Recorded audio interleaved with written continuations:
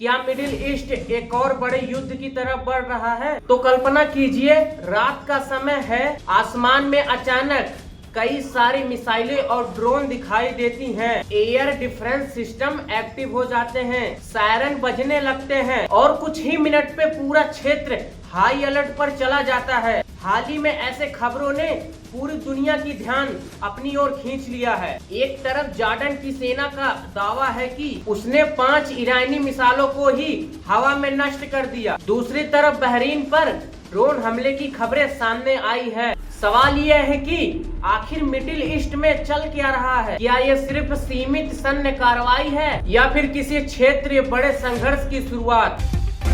इस बीच बड़ी खबर, मिडिल ईस्ट में तनाव को लेकर अमेरिका के हमले के बाद ईरान ने फिर से पलटवार किया है। बहरीन पर ईरान ने हमला किया। बहरीन में अमेरिका की 5वीं फ्लीट पर ईरान ने ड्रोन से अटैक किया है। ड्रोन अटैक के बाद कई जगहों पर धमाकों की आवाज सुनी गई। नमस्कार दोस्तों, स्वागत है आपका आज के इस वीडियो में। हम समझेंगे इस पूरे मामला को आसान भाषा में। तो सबसे पहले समझते हैं जॉर्डन का महत्व। जॉर्डन मिडिल ईस्ट का एक रणनीतिक देश है जो कोई संघर्ष वाले क्षेत्रों के बीच स्थित है। अगर किसी मिसाइल या ड्रोन का रास्ता जॉर्डन के हवाई क्षेत्र से होकर गुजरता है तो उसकी सुरक्षा एजेंसियां तुरंत सक्रिय हो जाती है। यही वजह है कि जब जॉर्डन ने 5 मिसाइल को मार गिराने का दावा किया तो अंतर्राष्ट्रीय स्तर पर इस खबर ने काफी चर्चा बटोरी। लेकिन कहानी यहीं पर खत्म नहीं होता। इस दौरान बहरीन से जुड़े खबरें भी लोगों को चिंता बढ़ा दी। बहरीन भले ही आकार में छोटा देश है, लेकिन रणनीतिक दृष्टि से बेहद महत्वपूर्ण माना जाता है।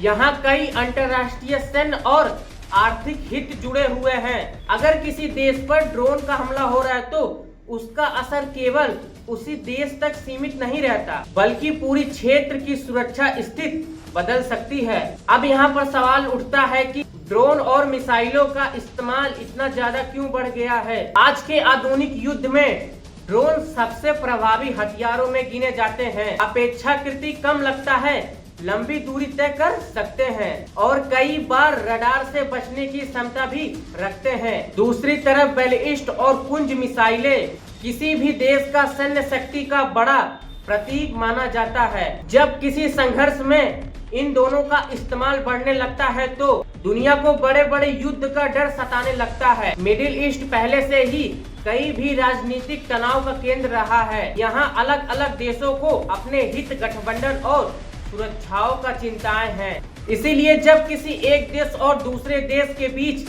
तनाव बढ़ता है तो उसका प्रभाव कई पड़ोसी देश तक पहुंचता है। विशेषज्ञों का मानना है कि अगर ऐसे घटनाएं लगातार बढ़ती रही तो क्षेत्र में अस्थिरता और ज्यादा बढ़ सकती है। हालांकि दूसरी तरफ कई देश तनाव कम करने और कूटनीतिक समाधान खोजने की कोशिश भी कर रहे हैं। अब सबसे बड़ा सवाल, क्या यह सिर्फ एक अस्थायी सैन्य टकराव है या फिर मिडिल ईस्ट किसी ऐसे मोड़ पर पहुंच चुका है जहां से एक बार क्षेत्रीय संघर्ष शुरू हो सकता है? इसका जवाब आने वाले दिनों की घटनाएं तय करेगी। लेकिन इतना जरूर है कि दुनिया की नजर फिलहाल मिडिल ईस्ट पर टिकी हुई है। तो दोस्तों, आपको क्या लगता है? क्या ये तनाव जल्द खत्म हो जाएगा या आने वाले समय में और बढ़ सकता है? अपनी राय कमेंट बॉक्स में जरूर बताएं। और अगर वीडियो पसंद आए हो तो प्लीज वीडियो को लाइक करें और चैनल को सब्सक्राइब करें। मिलते हैं किसी नेक्स्ट वीडियो में किसी नेक्स्ट टॉपिक के साथ।